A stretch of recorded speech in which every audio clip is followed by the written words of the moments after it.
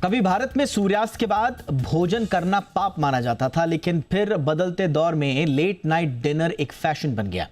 मगर अब health experts जल्दी खाना खाने की सलाह दे रहे हैं और ये कोई पहली मर्तबा नहीं है जब एक्सपर्ट्स ऐसी सलाह दे रहे हैं। अगर आप देखेंगे बीते 2 दशकों में बहुत सारे इंटरनेशनल जर्नल्स में ये बात उभर कर सामने आई है, जिसमें क्लिनिकली भी ये पाया गया है कि जल्दी खाने से आपकी सेहत दुरुस्त रहती है। रिसर्च जो ताज़ा आई है वो ये कहती है कि रात में जल्दी खाने से न सिर्फ आपकी पाचन क्रिया बेहतर होती है, बल्कि वजन घटाने और बेहतर नींद में भी मददगार होती है। मेरा नाम है दीपक डोभाल, आप देख रहे हैं आपकी खबर आपका फ़ायदा। आज हम इस अहम विषय पर चर्चा करेंगे, जानेंगे डिनर कितने बजे तक कर लेना चाहिए और अगर विकल्प ना हो तो रात में क्या खाएं ताकि आपकी हेल्थ बेहतर रहे। तो शुरू करते हैं आज का हमारा स्पेशल शो, जल्दी डिनर लंबी उम्र।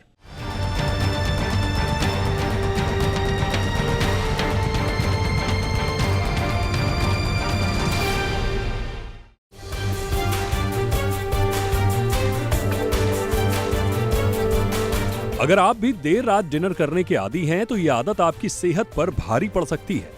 रिसर्च के अनुसार देर रात डिनर करने से बचना चाहिए क्योंकि शरीर की सर्केडियन रिदम यानी बॉडी क्लॉक के हिसाब से भोजन करना ज्यादा फायदेमंद होता है। देर रात खाना खाने से शरीर का मेटाबॉलिज्म धीमा हो जाता है, जिससे वजन बढ़ने और पाचन संबंधी समस्याएं हो सकती हैं। एक रिसर्च के मुताबिक देर रात खाना खाने वाले लोगों में मोटापे का खतरा 55% तक बढ़ जाता है।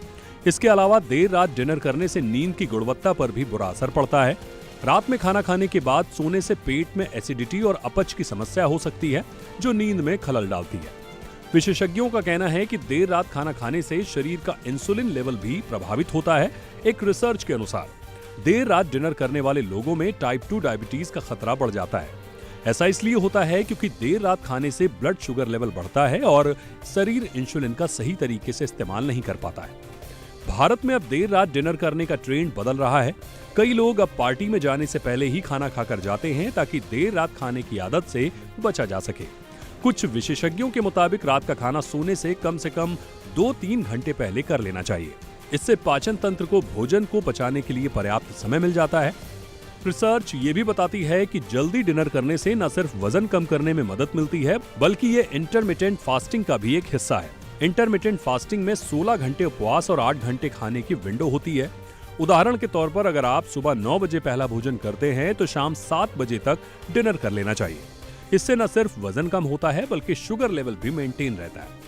हालांकि इंटरमिटेंट फास्टिंग हर किसी के लिए नहीं है। डायबिटीज के मरीजों के लिए ये जोखिम भरा हो सकता है क्योंकि लंबे उपवास से ब्लड शुगर लो हो सकता है।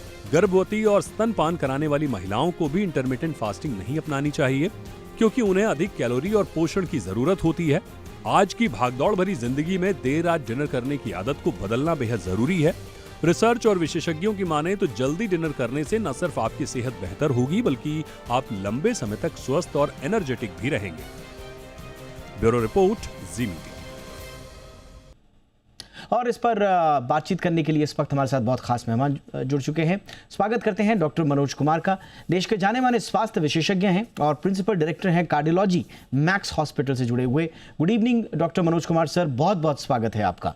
हमारे साथ हैं एक और खास मेहमान डॉक्टर अरुण प्रसाद, सीनियर गैस्ट्रोएंटरोलॉजिस्ट हैं, इंद्रप्रस्थ अपोलो हॉस्पिटल से जुड़े हुए। बहुत बहुत स्वागत है डॉक्टर अरुण आपका हमारे शो पे सर। डॉक्टर मनोज कुमार, चर्चा की शुरुआत आप ही से कर रहा हूँ सर। और जैसा मैंने बताया कि ये पहले से ही इस बात के संकेत भी दिए जाते रहे हैं। 2016 की जो स्टडी है the American journal of clinical nutrition में काफ़ी चर्चित ये थी। इसके बाद 2019 में द जर्नल ऑफ जो जर्नल था क्लिनिकल स्लीप मेडिसिन में भी। तो अलग अलग वक्त पर अलग अलग जर्नल्स में ये बात उभर कर सामने आई है। और जैसा मैंने रेफरेंस दिया, एंशियंट टाइम्स में जो हमारी स्क्रिप्ट्स हैं उनमें तो ये कहा ही गया है कि भाई आप सूर्यास्त से पहले खाना खा लीजिए। कितना ज़रूरत है इस वक्त, जिस दौर में हम जी रहे हैं, उस दौर में जल्दी खाना खाना सर? दीपक जी, आपने बहुत ही एक महत्वपूर्ण मुद्दा उठाया है, खास करके जब हम देख रहे हैं कि हमारे देश में डायबिटीज़ के केसेस किस तरीके से बढ़ रहे हैं। वर्ल्ड कैपिटल ऑफ डायबिटीज़ बोला जाता है। तो अभी जो आपने जिन स्टडीज़ की चर्चा की, उसके साथ ही एक नई स्टडी जो अभी 27 फरवरी 2024 को न्यूट्रिशन एंड डायबिटीज़ में जो पब्लिश हुई है, बड़ा ही कहिए कि एक नया तरह का स्टडी है, इट इज़ ऑब्जर्वेशनल स्टडी है। 41,000 पेशेंट्स पे किया गया है और उन्होंने पाया कि जो लोग टाइमिंग, फ्रीक्वेंसी और क्वालिटी तीनों चीज़ों को, फूड की उन्होंने देखी है, जैसे 10 बजे रात के बाद आप खाना खाते हैं तो उसका क्या दुष्परिणाम होता है, तो उन्होंने पाया कि ऑल कॉज मॉर्टलिटी, मृत्यु के सभी कारण बढ़ जाते हैं, डायबिटीज़ की मॉर्टलिटी बढ़ जाती है, और साथ साथ उन्होंने ये भी शो किया है कि कैंसर्स के इंसिडेंस और कैंसर की मॉर्टलिटी भी बढ़ जाती है।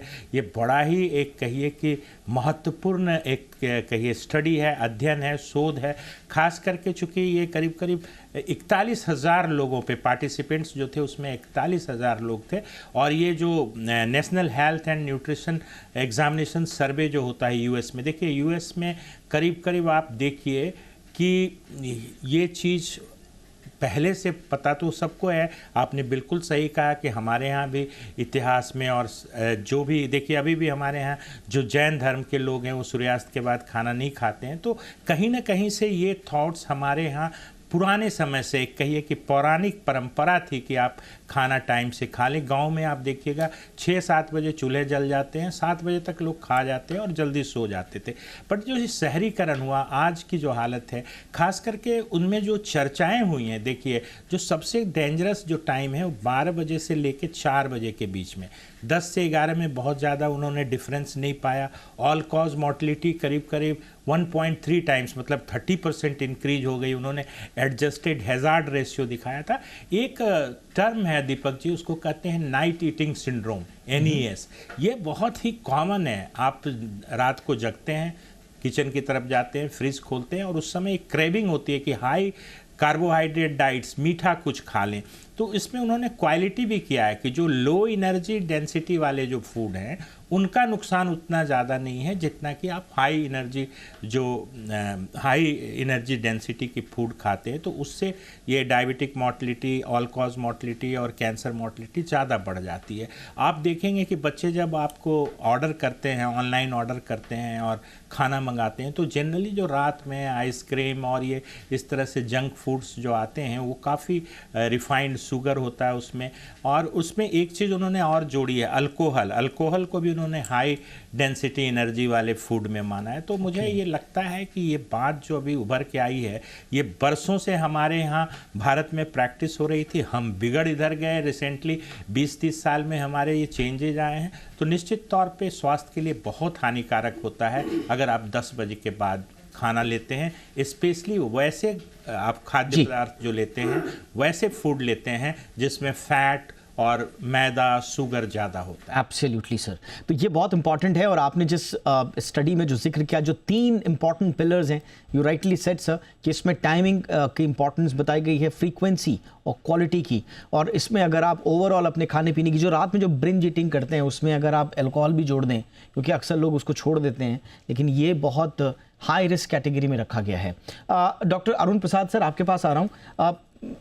आपसे भी सर मैं आपका ओपनिंग रिमार्क यही समझना चाहूँगा कि आपकी नज़र में ख़ास तौर से गैस्ट्रोएंटरोलॉजी के हिसाब से कितना ज़रूरी है अर्ली ईटिंग, ख़ास तौर से डिनर, और उसमें भी टाइम क्यों, कौन कौन से होने चाहिए? कुछ लोग बोलते हैं कि बिल्कुल सूर्यास्त से पहले ही खा लीजिए, कुछ कहते हैं कि नहीं साहब ठीक है 7-8 बजे तक भी चलेगा, जैसा सर ने बताया कि 9-10 बजे से पहले भी चलेगा, लेट नाइट में प्रॉब्लम है। तो एग्जैक्टली अर्ली डिनर का क्या मतलब है सर?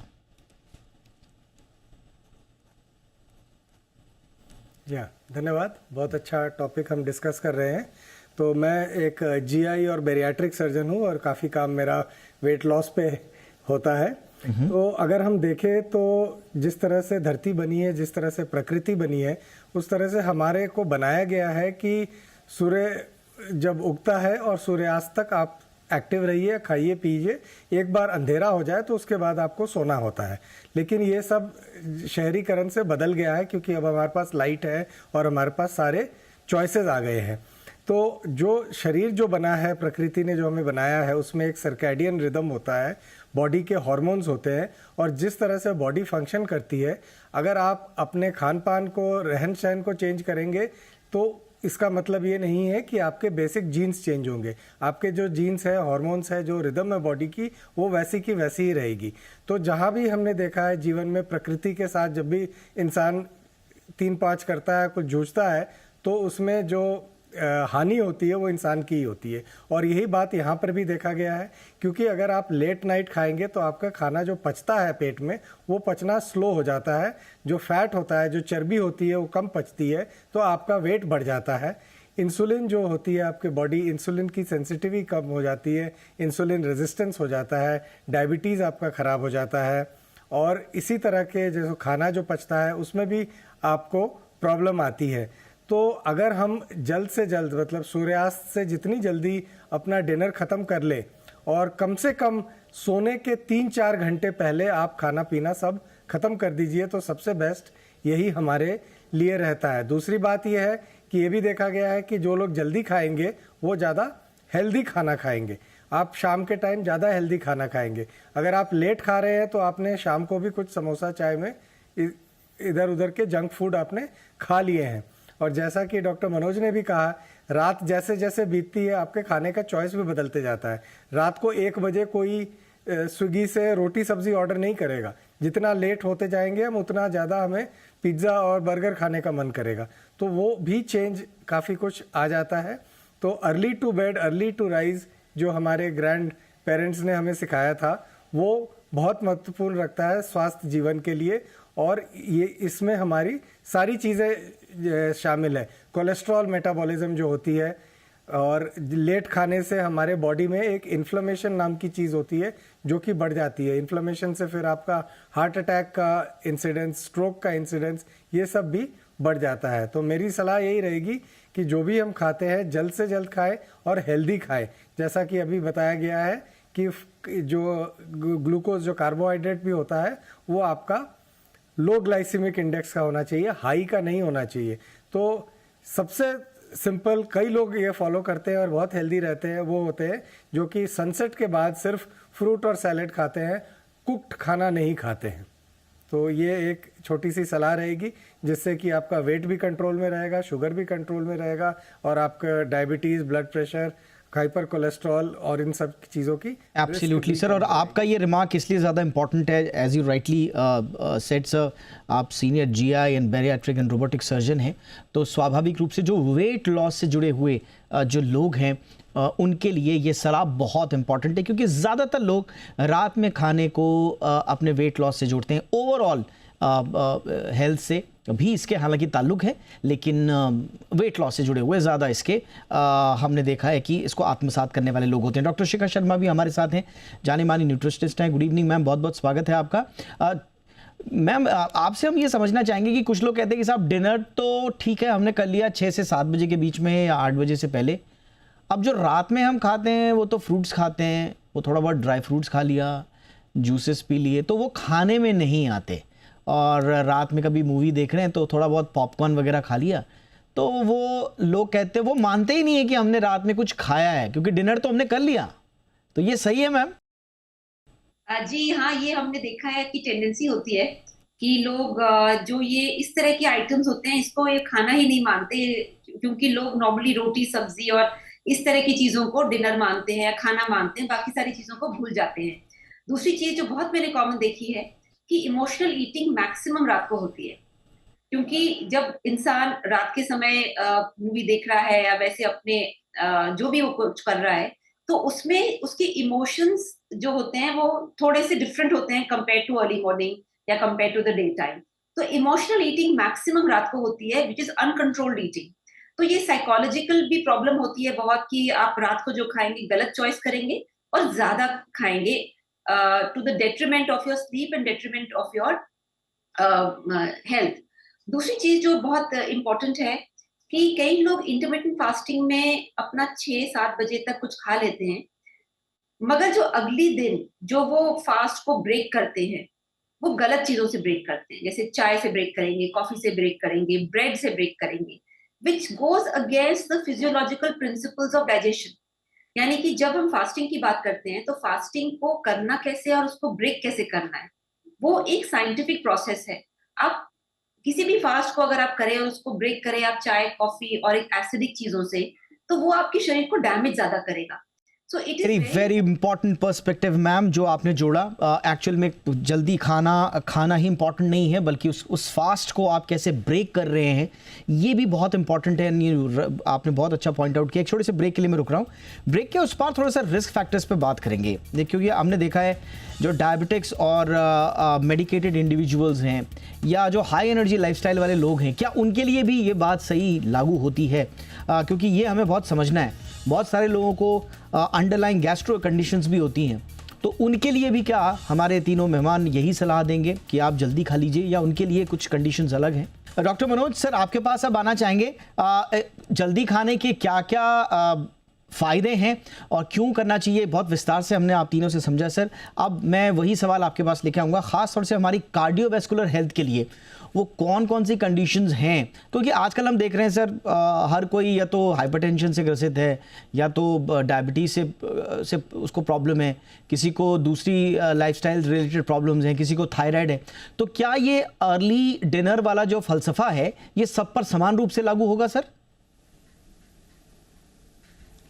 जी बिल्कुल। देखिए, ये जो डायबिटीज़ है या डिस्लिपिडीमिया है जिसमें कोलेस्ट्रॉल बढ़ जाता है या हाई प्रेशर, ये सारे एक तरह से कहिए कि ग्रुप में आते हैं बीमारी। जो टाइप 2 डायबिटीज़ है वो बेसिकली इंसुलिन रेजिस्टेंस है, वो ट्रंकल ओबेसिटी की मोटापे की वजह से होता है, उसकी वजह से डिस्लिपिडीमिया, ट्राइग्लिसराइड्स हाई लेवल, और ये सारे फिर रिस्क फैक्टर हो जाते हैं एज ए ट्राइड। मतलब 3 चीज़ें जो हैं वो रिस्क फैक्टर हो जाती है कॉर्नरी आर्टरी डिजीज या हार्ट डिजीज़ के लिए।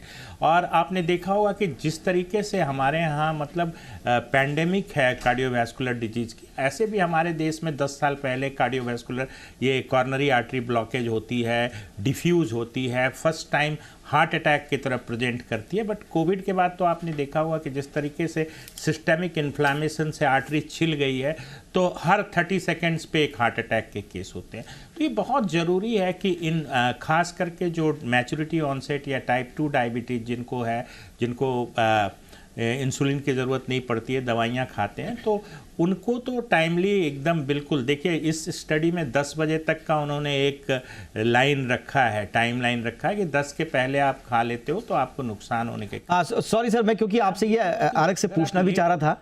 यस सर, मनोज सर थोड़ा सा बताएं सर, ये 6 बजे से पहले खा लें, बिल्कुल सूर्यास्त से पहले खा लें, या 8 बजे से या 10 बजे से, बेस्ट टाइम क्या रहेगा सर? अर्ली डिनर हम किसे कहेंगे? देखिए, बाय डिफिनीशन तो आपको डिनर 10 बजे से पहले आप लेते हैं तो वो टाइमली डिनर है।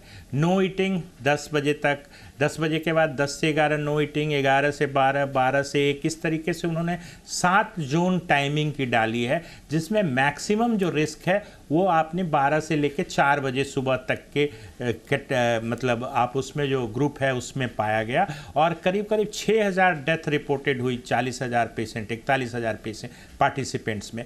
तो मुझे ऐसा लगता है कि देखिए, ये जो देर से खाने की आदत है वो 2 चीज़ें हैं। एक तो आप अपने जीवन शैली की वजह से रात को देर खा रहे हैं, आप काम में बिजी हैं, आप नाइट ड्यूटी कर रहे हैं, शिफ्ट ड्यूटी कर रहे हैं, तब खा रहे हैं। और एक दूसरी बीमारी है जो हमने आपको बोला था कि वो बेसिकली एक ईटिंग डिसऑर्डर है, जिसको नाइट ईटिंग सिंड्रोम जिसको बोलते हैं। उसका इंसिडेंस देखिए, इंडिया का तो नहीं पता, बट यूएस में करीब करीब 1.5% लोग पॉपुलेशन नाइट ईटिंग सिंड्रोम से सफ़र करता है। मतलब 50 लाख लोग हैं जिनको कि ये बेसिकली एक बीमारी है, ये कोई आदत या लाइफस्टाइल से क्रिएट नहीं हुआ है, मतलब उनको एक साइकोलॉजिकल बीमारी है। और इसका इलाज भी जो है वो कॉग्निटिव बिहेवियर थेरेपी है, आप उनको एंटी डिप्रेशन दीजिए। बट निश्चित तौर पे खाने का तो टाइमिंग जो हमने अभी तमाम स्टडीज लेट नाइट ईटिंग की बात कर रहे हैं, उसमें हम लोग कम से कम ये तो जरूर करें कि 10 बजे से पहले। एब्सोल्युटली सर, बिल्कुल आपने सही कहा सर। और ये भारत के परिप्रेक्ष्य में तो बहुत ज़्यादा लागू होती है, क्योंकि हम तो अब दुनिया की कैपिटल बनते जा रहे हैं। वर्कफोर्स खास तौर से हमारे यहाँ अगर आप देखेंगे तो आईटी वर्क कल्चर में रात को ड्यूटीज़ करने का कल्चर काफ़ी है। नाइट शिफ्ट्स हम देखते हैं, यूके और यूएस शिफ्ट जिन्हें कहा जाता है वो जनरली लेट नाइट शिफ्ट्स होती हैं, और उसमें हम देखते हैं कि पूरा का पूरा सर्कैडियन जो रिदम है वो बिगड़ जाता है आदमी का। डॉक्टर अरुण प्रसाद, ऐसे लोग जिनकी मजबूरी है, अब 12 बजे तक ऑफिस ही है, वो क्या करेगा? या नाइट शिफ्ट में जा रहे हैं वो लोग क्या करेंगे? उनके लिए आप क्या सलाह देंगे सर? कुछ हल्का रखें खाना, कुछ अंतराल रखें, किस तरह की आप उनको सलाह देंगे सर? देखिए ऐसा है कि अगर आप चाहेंगे तो कुछ भी संभव है। ये तो बहाना होता है कि मैं सुबह शाम को बहुत थक गया हूँ, पूरे दिन मैंने कुछ खाया नहीं और मैं आराम से अब लेट के टीवी के सामने बैठ के हाई कैलोरी खाना खाऊंगा। ये सब बहाने होते हैं। अगर आप चाहें तो सब कुछ हो सकता है। अब मैंने पहले भी कहा, जो हमारी पृथ्वी है ये सूर्य पे निर्भर है और ये हमें सदियों से हमारे देश को पता है। और इस बात पे मैं चाहूँगा कि आप सूर्य देवता को फॉलो करें। जब सूर्योदय होए तो खाना शुरू करें, सूर्यास्त के बाद जल्द से जल्द खाने का प्रक्रिया आप बंद करिए। देखिए आपने ये भी देखा है कि गर्मियों में सूर्यास्त लेट होता है, क्योंकि गर्मियों में हमारा मेटाबॉलिज्म भी ज़्यादा होता है, तो आप थोड़ा लेट तक भी खा सकते हैं। सर्दियों में हमारा मेटाबॉलिज्म कम होता है, सर्दियों में सूर्यास्त भी जल्दी होता है। तो ज़रा सूर्य देवता को फॉलो करें और हेल्दी लाइफ लीड करें। और जो आपने कहा कि दिन को और रात को, ये आप बिल्कुल अपनी तरफ से फॉलो कर सकते हैं। आपने गैस्ट्रो की बात करी थी कि गैस्ट्रो प्रॉब्लम, तो उसमें मैं ये कहना चाहूँगा कि एसिडिटी, गैस बनना, डाइजेशन नहीं होना, ये सब भी हमें प्रॉब्लम ज़्यादा, अगर हम समय पे नहीं खाते हैं तो उससे भी ये प्रॉब्लम बढ़ जाती है। एसिडिटी की, जिसको GERD कहते हैं, उस प्रॉब्लम की। और जब खाना आपका टाइम पे नहीं पचता है तो उससे बहुत सारे उसके फ़र्क पड़ते हैं। जैसा कि मनोज जी ने भी बोला कि मेटाबॉलिक सिंड्रोम, जिसमें BP, शुगर, कोलेस्ट्रॉल तीनों माने जाते हैं, ये दुनिया के इस साइड में, हमारे देश में बहुत ज़्यादा है। और हमें बाकी रेस से बाकी दुनिया से और कहीं ज़्यादा इस बात पे चिंता करना ज़रूरी है और बहुत ज़्यादा डिसिप्लिन करना ज़रूरी है। Absolutely sir. और आपने जो बिल्कुल कैटेगोरिकली कहा है कि अगर आपको स्वस्थ रहना है तो फिर इफ्स एंड बट्स और बहानेबाजी नहीं चलेगी। अगर आप चाहें तो हर चीज़ मुमकिन है, चाहे अब लाइफस्टाइल या आपका कामकाज का तरीका आपकी हद में है या नहीं। डॉक्टर शिखा शर्मा मैम, आपसे भी वही सवाल मैं पूछूंगा, अगर रात में खाना मजबूरी है व्यावसायिक कारणों से, करियर कारणों से, तो क्या कोई विकल्प है मैम? हल्का फुल्का खाएं, पानी पी लें, कोई जूस सूप पी लें, उससे काम चल जाएगा, या ये सब हैजार्डस कैटेगरी में ही आएगा स्वास्थ्य के लिए? जी, जैसे कि आपने कहा, सूप एक विकल्प है कि अगर आप वेजिटेबल सूप पी रहे हैं तो उसमें क्या है कि वो आपको जो एक जो भूख है या जो न्यूट्रिएंट्स आपको जो चाहिए, और आप इधर उधर पॉपकॉर्न खा रहे हैं, उसके बेटर है कि आप लिक्विड टाइप के सूप पिए, वो बेहतर रहता है। फल के मामले में जो मेरा मानना है कि जो वैदिक स्टडीज हैं वो ये कहती है कि फल का सबसे बेस्ट जो रिजल्ट आता है वो सुबह के समय आता है, या जैसे लंच से पहले पहले अगर आप फल खाएं तो उसका बेटर रिजल्ट आता है। तो बट फिर भी अगर आपको रात को बहुत भूख लग रही है तो चॉकलेट या पिज्जा खाने से तो अच्छा है कि आप फल खा लें, तो वो भी एक विकल्प है। And definitely I would say कि अगर आप पूरे दिन स्मॉल फ्रीक्वेंट मील्स खाते हैं, क्योंकि अब जैसे गर्मियों का मौसम आ रहा है तो कई लोग कहते हैं कि हमसे खाया ही नहीं जा रहा पूरे दिन गर्मी की वजह से, तो अगर आप स्मॉल फ्रीक्वेंट मील्स खाते हैं तो सारा लोड आपको रात को नहीं मिलेगा। फिर then you will not overload your body at night, जब थोड़ा सा मौसम बेटर हो जाता है शाम को। तो स्मॉल फ्रीक्वेंट मील्स लें, और अगर आप जैसे नाइट ड्यूटी पे हैं तो लिक्विड ज्यादा लें, राइट, तो बेटर रहेगा। ये है आपके पास विकल्प जिनके लिए बिल्कुल अपरिहार्य हो जाता है।